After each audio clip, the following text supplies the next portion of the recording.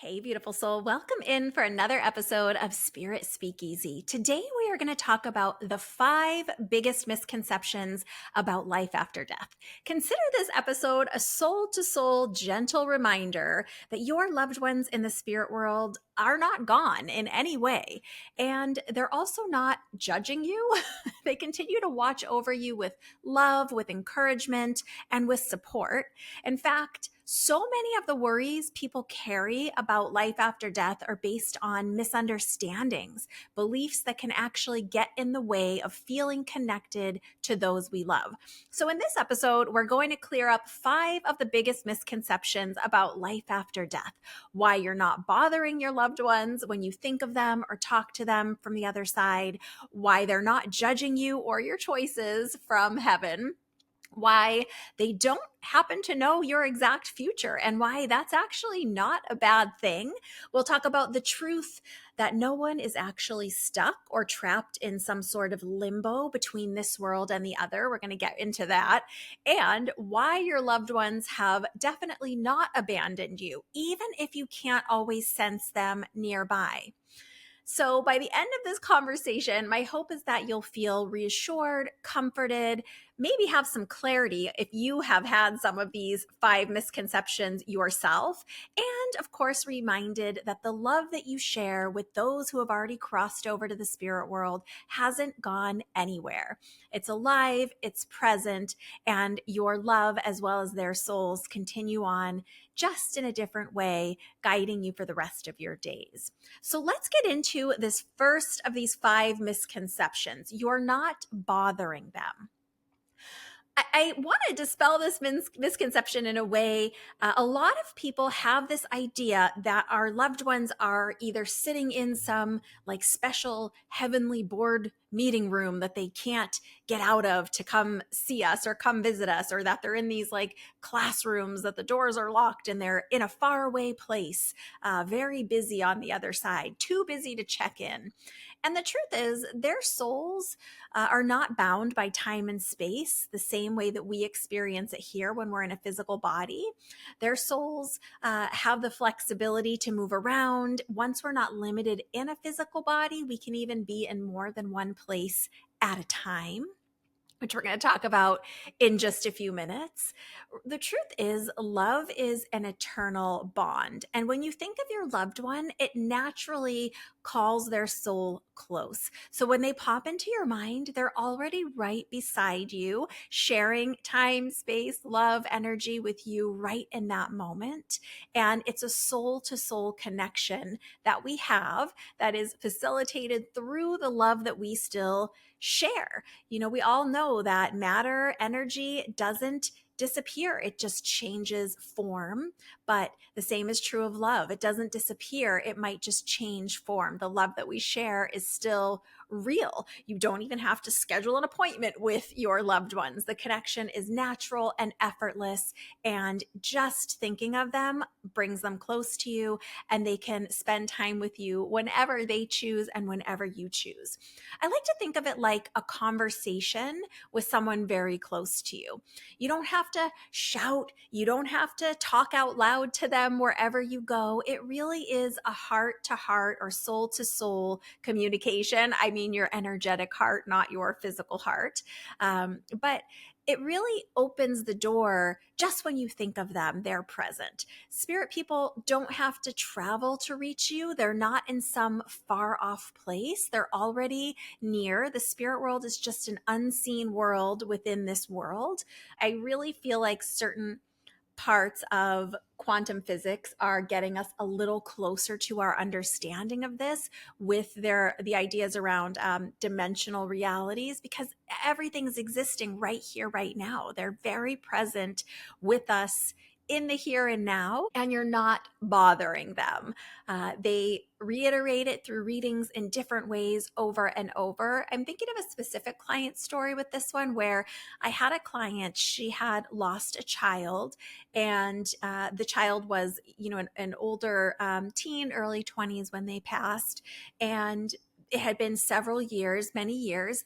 And as I was doing a reading for this client, when their kiddo started to communicate and share details from the spirit world, they were so relieved. And they even said to me, "Oh, I'm so relieved. I had another medium several years ago tell me that they couldn't connect to my child because my child had already moved on to something else. They were too busy. They were doing something else."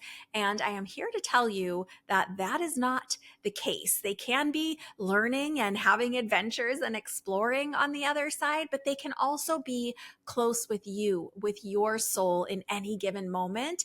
And again, you're not bothering them. So that is misconception number one. Misconception number two, this might come as a shock to some people. They are not judging you from the other side. Spirit always comes through with love, not criticism or judgment in the way we think of it in our human mind. They might joke with you and acknowledge something you're doing that they wouldn't have maybe approved of when they were here in physical form. They might acknowledge a challenge that you experienced or something you might perceive as a mistake that happened in your life. So they of course could acknowledge it. They can know about that, but it's always coming from a place of understanding, of love, and never from judgment. And that's true even if the version of them that you experienced in the physical, meaning if you had a person in your life that was very judgmental, let's just say, when they cross over to the other side, they become more of the full soul version of themselves without the human complications and challenges. They see from a soul perspective rather than from only our limited human perspective. So that means that they understand deeply the emotions of your struggles, the reason behind choices, whether they roll out to be a positive choice or a challenging choice. From the other side, they can understand why we're making the choices that we're making. And even the pain that we've carried as a result of choices, for example. They don't show up like in judgment or wanting to lecture us in a way that feels mean and harsh. They show up with compassion. Judgment really is a human construct. On the other side, it's about growth, healing, understanding, love. So when a loved one connects or spends time with you or visits you, whether it's through a medium or whether it's just in your own day-to-day life, the quote unquote message or what they would want to share is about encouragement, not condemnation. They don't have that single minded perspective. And I've even had this be communicated during readings in what might even feel like some very simple ways. I'm thinking of this family that all chose to get some version of matching tattoos. I'm trying to remember the exact story. I don't know that they each had the exact same thing, but they each had a tattoo that represented this matriarch of the family who had passed away. So the next, lower generations all decided to get something in honor of her. Well, when she was here, the way she communicated it in the reading, she was not the biggest fan of tattoos. She believed that you shouldn't mark your body, and she had just some strong ideas and feelings about specifically tattoos.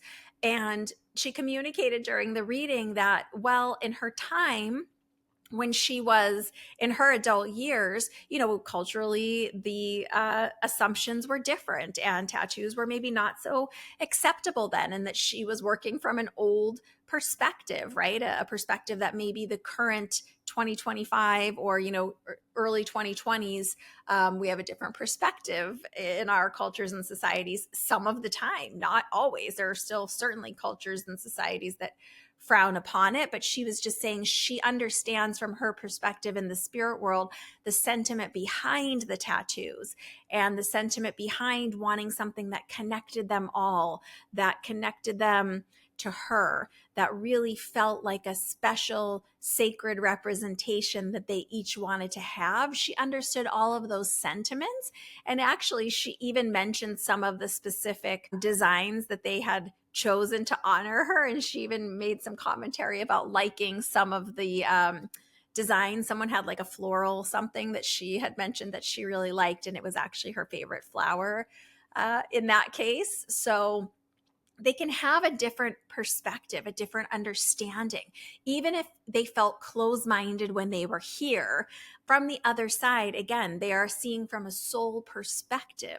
So they're not going to judge our choices or us in the same way. And they, even though they have their same personality, they just have a broadened perspective from their soul perspective and are not so stuck in maybe some of the ideas and mindsets that they were when they were here. So I hope that makes sense as number 2 of our biggest 5 misconceptions about life after death. Number 3 of our biggest 5 misconceptions about life after death is they don't know your future. Spoiler alert, the future is not pre-decided for us. We make choices and then things happen and then we make more choices. I don't believe that the future is predetermined, and I have learned over and over and over again in readings. This really surprises people, this one. If they're in the spirit world, why can't they tell me what's going to happen next? Why can't they tell me in what year I'm going to have a baby, or when I'm going to get married, or what the stock market's going to do next year? Why can't they tell me? This is a pretty common misconception. While our loved ones on the other side can see some of our potential paths, right? Because any scenario or choice that we're entering, there's a group of options, right? It might be choosing, one path over another. It might be the timing. It might be our free will contributions, the action steps. But there's a group of potentials of the way things could go in any scenario. But because of free will, our future isn't fixed like that. It's almost like if you choose door number 1, this is what happens next. Door number 2, this is what happens next, right? And those choices lead to results that are nuanced day to day, hour by hour in our experience. And as we make free will choices, and as everyone around us makes free will choices, these little nuanced details of our lives shift and change and pivot, right? Just think about if you ever were back in school when we're at the age where we're doing like team projects with other kids. Think about the day that the project's due, right? And you have to present it and everyone is very stressed out. Well, that could go lots of ways. Maybe the person who's supposed to give the talking part of your presentation calls out sick that day. Maybe the next person is super prepared in a surprising turn of events, right? So there's lots of ways that different scenarios can roll out. Our future's not fixed because of free will. So our loved ones from the spirit world can nudge us. They can try to guide us. They can help to support us in what our soul knows is the highest choice, right? I think in most situations, let's be honest, depending on what's going on, we know there's like a high road choice, there's a low road choice, and some options in the middle. So perhaps your loved ones on the other side are nudging you lovingly towards that high road choice, but they can't control your free will. They don't give you absolute predictions since the future is not pre-decided. That is my little future's not pre-decided lecture. I'm working with some coffee today. You guys know I don't usually get outside coffee, so let me just sip for a second here. I'm needing a little kick of energy today. There is an incredible medium, arguably one of the greatest mediums of our time, who is now on the spirit side herself, Miss Mavis Pittilla, Pittilla. If you are interested in mediumship at all, I highly recommend that you check out her work. She's incredible, and she explains this concept beautifully in her book. She has several books, but the one I'm talking about is called Both Sides of Life, released in 2008, co-written by Susan Farrow. And the way it's explained in this book is that our soul's journey is like a map with many routes, many possible routes, right? And our loved ones can see which direction looks maybe like the easiest or the most aligned, but they can't dictate or know every single turn that we will take or that those around us will take. And Mavis has even said, I'm not going to get an exact quote here, so please forgive me if I'm missing words here a bit. But the way I understand this quote to be from Mavis is, spirit can point to the signposts or the guideposts, but we as individuals must decide which road to take. So I hope that makes sense to you in the overall prediction of things and why they can't really see far into our future.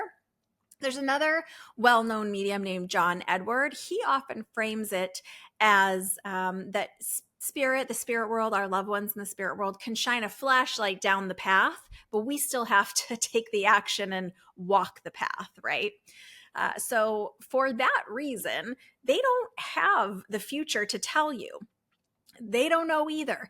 You are creating the future day by day, moment by moment, with the choices that you make, what you choose and what you don't choose. And remember, sometimes even not making a choice, like refusing to make a choice, is still a choice and still creates its own ripple of results. So I invite you to just let go of that misconception about hoping that your loved ones on the other side will predict the future, because it's not pre-decided for us. Let's move on to our fourth of these 5 most common, biggest misconceptions about life after death. Spirit doesn't get lost. Nobody's stuck, you guys. I have people coming with these fearful ideas that perhaps their loved one is stuck or lost. I, again, just recently had a lovely young person who had lost a parent whose parent had crossed over not terribly long ago. And they said they had seen a spiritual practitioner, and that spiritual practitioner told them that their parent was lost, was trying to get to the other side, to reunite with the other family in the spirit world, and that they were lost and struggling to cross over. And as you may or may not be surprised, that specific practitioner, as my client told me, also had a cure for this, had something they could do at a certain cost to them that this practitioner could get their person unstuck. The spirit world is a world within our world. Our souls have an intelligence. There is a divine intelligence to the spirit side as well. So our soul is either incarnated in a physical body or it's in the spirit world. There is no in between place to get lost to. Remember earlier we were talking about excuse me, they're not traveling to some faraway place. I know that often culturally we are taught to think of heaven or the spirit world or the other side, beyond the veil, right? Even the word beyond makes us feel, it has the intonation that it's a faraway place that they have to journey to. And often in, we're all taught about like ancient Egypt, for example, in school. Well, depending what we're taught, I guess, where, they're traveling down the river Nile, down the underworld, through the river Hades. Well, it's not a journey like that. Do they get to go on adventures and do things on the other side? Sure. But there's not an in-between place that they are getting lost when they're leaving the physical body. Crossing over is a natural process. It's like being drawn back to love itself, back to the purest, truest version of yourself. I'm going to take a quick sip of this coffee, guys.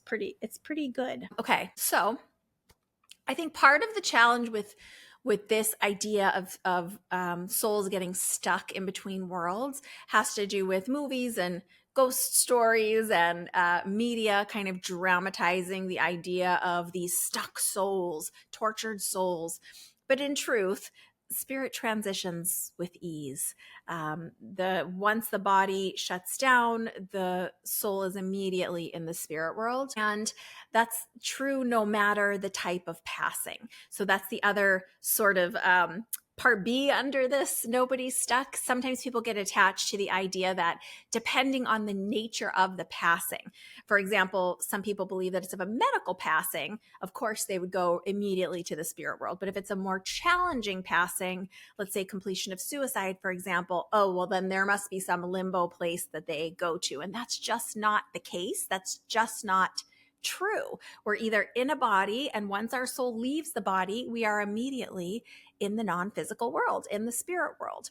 So that transition is natural. We might interpret this like stuck energy as like emotional residue in a place, for example, but it's not a person's soul trapped forever. We might still feel the residual energy of a person, even if it's not the presence of their actual soul in a place, but it's not them stuck there forever. The other little piece of this that I think is really interesting that I don't hear a lot of these like paranormal investigators talking about. So we have this idea from movie and these haunted type shows that places are haunted, right? And the way I understand it is the soul's not stuck there. Can they be there visiting that place? Sure. Could a psychic investigator be picking up on or feeling or sensing or understanding residual emotion of a trauma or a tragedy in a place? Of course. I felt that myself in places where particularly like tragic or traumatic things have happened. As a sensitive, sometimes we can feel a residual heavy energy or sad energy. Often I hear them terming it as like quote unquote dark energy. It just means heavy or sad or not great feeling. But it doesn't mean that there's an evil spirit. And the other bit of it, so that could be one aspect of what's happening.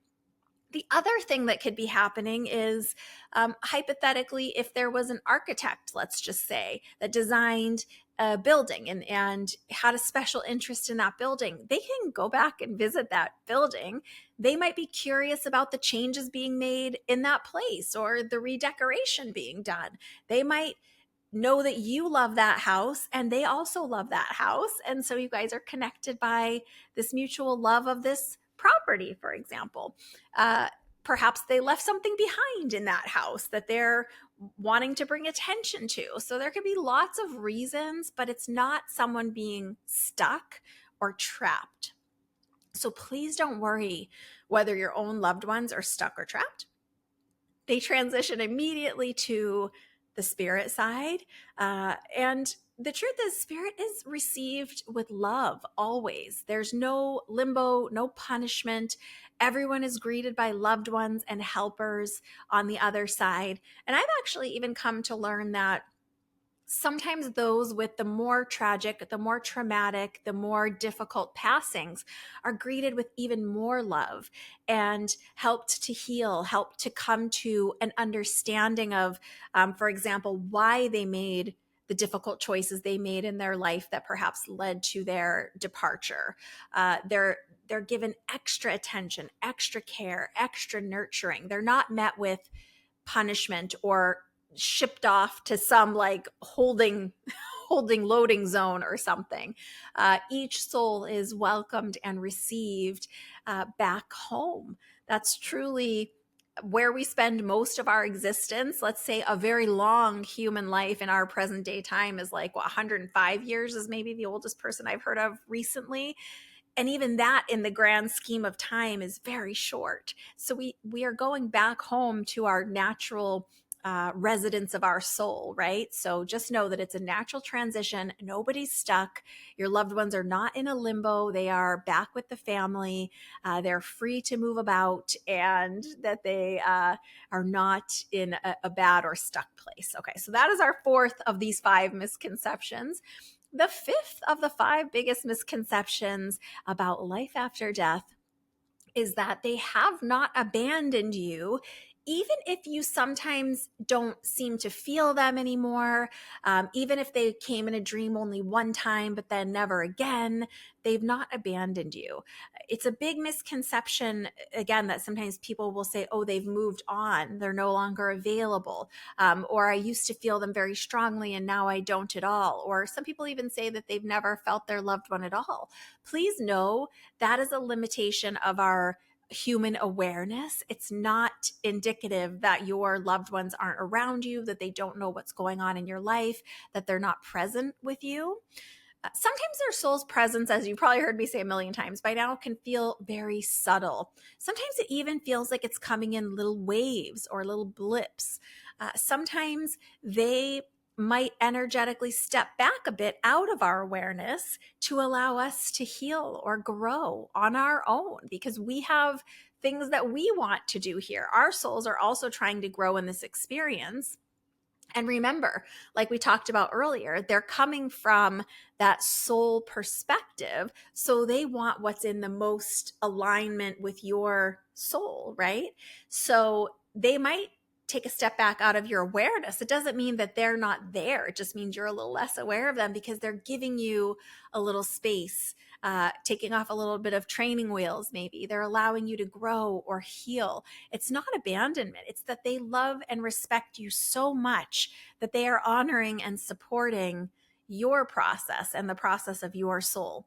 They are always around you. I mean, they do give you privacy when you want privacy. Don't get me wrong, but they're not abandoning you. They're always around you. The fact that you don't necessarily feel them doesn't mean they're not gone. That can be for lots of different reasons. It could mean, for example, that you're so physically focused. Maybe you're very busy. Maybe you have lots of tasks going on. Maybe you're raising a family, let's just say, or 7 dogs, or just have a crazy schedule. And so you're physically focused and not available for the way we subtly sense them from the other side. Maybe you've been very distracted. Maybe you have lots of technology on around you that's taking your time and attention. So you're not aware of the subtleties of how they'll communicate. Or maybe you're not even available for, let's just say, like signs in the physical world because you're just so distracted or absorbed in technology too much to notice. Maybe you have a lot of heavy emotions happening, even if the emotions aren't related to their passing, right? Maybe something's going on in your personal life or in the life of someone close to you that's giving you a heaviness, difficult emotions, a challenge. Our loved ones aren't stepping away from us in those moments. They're actually as close as ever, but it's our awareness that is just too focused elsewhere to be available to sense them, because those heavy emotions often make it a little bit challenging to raise our vibration to where we can more easily feel them. I know this is getting a little bit woo-woo maybe for some of you at this point, but stick with me because this is applicable to everybody. Even if you don't feel like you're a sensitive person who can sense loved ones around, sometimes, I've talked about this a lot before, but sometimes the fact is that the language around all of the spirit world and how we interact with them and what the subtle senses are, the language doesn't necessarily match with our experience. So even just in this idea of feeling your loved ones around from the other side, it's not a feeling like a physical feeling necessarily. It could be different every time, but it's almost never going to be, except maybe once in a blue moon for some people sometimes, it's not going to be them touching you in a way that, like, if a dog that's in physical form jumps on your lap and you feel that type of touch, it's typically not like that. It's very subtle. It's a whisper, not a shout, and it's even quieter than a whisper because it's a whisper without sound usually. It's just a nudge. It's just a thought. It's just them rising to your awareness or popping into your mind when you were doing something else. That's you sensing, feeling, knowing they're around. It might feel like you're making it up, but you're not. That is how they communicate from the other side. And something I often share with my clients as well is most of us have this group of go-to memories for any specific person that we have this side or the other, but let's just use our loved ones in the spirit world for this example. Think of someone specific that you love that's on the other side. And you probably have a group of memories that are like your go-to highlight reel of the things you think about with this person. Maybe there are some tender memories, maybe there are some up and down memories, but whatever your group of memories are, you usually have this like I said, highlight reel of memories for an individual that we love on the other side. One of the things that they will do to spend time with us is bubble up to our awareness a memory that we haven't thought of in a long time. So have you ever been just going about your business and all of a sudden a memory pops up about a person on the other side that you're like, oh my gosh, I haven't thought about that in years. I totally forgot that we went on that trip together when we were young, or whatever it might be. That's them reminiscing, kind of plucking that from your soul's awareness and moving it forward into your mind to reminisce with you, to share with you, to spend time with you. It's often them bubbling up that memory to your awareness. They haven't abandoned you. It's just that the way that they are present feels different than when we're in physical form. So that's part of what is happening, because they are always around. I've heard it given as almost like a radio signal, an example where if we think about radio waves, right, radio signals, for those of us that still have a radio in our car or house somewhere, the signal's constant, right? Radio signal is always being transmitted. So that signal's constant, but sometimes our tuner isn't picking up a certain station. We can tune to one station or another station, or sometimes we might not be tuned to any station and it's staticky or it's quiet. It's not that that signal is not being broadcast. So if you think about our dreams, signs in the world, synchronicities, those memories that we talked about, just the gentle thought of them coming into your mind, or it's a little subtler than the way I'm about to say it, but like the memory of their voice saying congratulations or I love you, or even a chuckle kind of their voice in your mind. And it's much, much, much subtler than probably even how I'm saying it now. Those are all hellos and support and love from the other side, but they're all ways that they're gently reminding us that they're near. It's not usually really loud. So they're transmitting to us, they're communicating to us, they're emitting love for us and around us. It's just that we might not be tuned exactly properly in that moment to feel it, but it doesn't mean it's any less coming to us from them. It's us, not them, what I want to say. So hopefully that clears that up. They have not abandoned you, even if you feel like you're not actively feeling them anymore. And we've given lots of exercise over the time of Spirit Speakeasy of how you can sit in your awareness and then invite your loved ones to come and gently sit next to you. I do also on my website, joyfulmedium.com, still have that free sign mini course. If you haven't already taken it, it's called Sign Magnet. And I also have some exciting things coming up this fall that if you get on that list, you'll get the links, you'll get notified. But that sign course will teach you how to set up, among other things, but one of the things that teaches you how to set up specific signs with your loved ones in the spirit world. And it's not that that's the only way we can communicate with them, but one, it sure is a fun way. And two, sometimes when we're very in our head, it can be something a little differently tangible that can help us know that they're nearby. So if you sometimes are feeling like, oh, have they abandoned me? They haven't. But if you're not feeling them, there are some workarounds. But just know that they're no less with you, no less emitting love to you and supporting you than any other time. Even if you feel not aware, they haven't abandoned you. So, as we wrap up today's conversation of these 5 biggest misconceptions about life after death, I hope this can serve as a bit of a reminder to you that your loved ones in the spirit world, they're never far away. They're not judging you. They're not stuck. They've not abandoned you. They're walking with you, beside you. Quietly, often, sure, but they're still loving you. They're still cheering you on. They're still celebrating your wins and comforting you and offering nurturing love and support through those challenges or those hurdles that we all face in life. And, sometimes it might feel like it's in ways so subtle that we might miss it, but they're always there with love and devotion around you. And remember, this isn't just about the people you were close to in this life. This is kind of a little bonus misconception, maybe.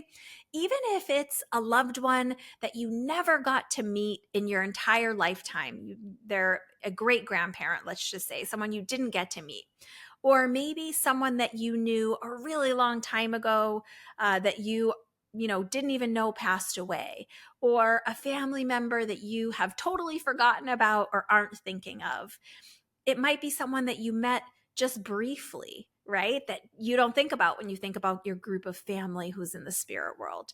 There are so many souls supporting each of us, and each of us has such a bigger cheering section on the other side than we usually even realize. So, with whoever you're thinking about that you have on the other side that was either related to you or is an ancestor to you through your career or your practice, just know that there are many, many, many more souls showing up to support you than even whoever has come to mind throughout this episode, because they're drawn to us by the love that we share. And even if you didn't have a close relationship with them, they still love you through that family bond. They still care about you and what goes on in your life.